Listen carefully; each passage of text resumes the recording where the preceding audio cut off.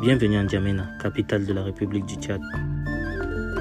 Au mois d'avril et mai, la température avoisine les 40 degrés. Malgré cette température caniculaire, la vie suit son cours en N'Djamena.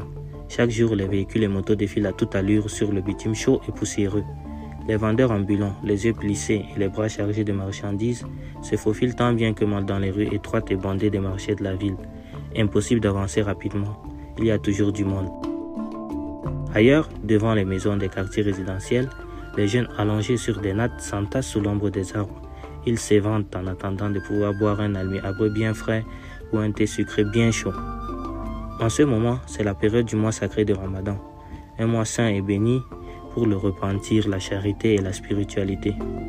Pendant le Ramadan, on doit arrêter de manger et de boire avant l'appel à la prière de l'aube et ce, jusqu'au soir, lors de l'appel à la prière d'Al-Maghrib. Durant le mois béni, le quotidien des Tchadiens change et la ville se transforme. Les commerces tournent à fond et les marchés sont bondés. Les jeunes se retrouvent pour passer du bon temps dans les jardins de la ville et au bord des fleuves. Ces sorties, qui sont d'habitude réservées au week-end, ont lieu quasiment tous les jours pendant le Ramadan. Ça aide à passer le temps et les journées qui paraissent parfois interminables se terminent très vite. Dès 16h, on voit partout des files interminables se former près des boulangeries.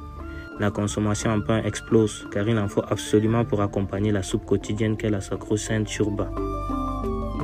En fin de journée, quand l'heure de rompre le jeûne approche, une certaine agitation règne sur les routes. Il y a des embouteillages monstres car chacun veut absolument arriver à l'heure à la maison. Les gens sont souvent énervés et chaque année, on assiste à une augmentation des accidents de la circulation. Les soirées sont marquées par des prières de Tarawih. Il y a toujours énormément de monde à la grande mosquée de N'Djamena. Ensuite, c'est veillée coranique pour certains ou veillée jeu de cartes pour d'autres.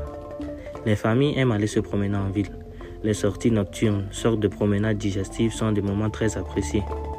Le soir, les gens déambulent surtout dans les alentours de la place de la Nation.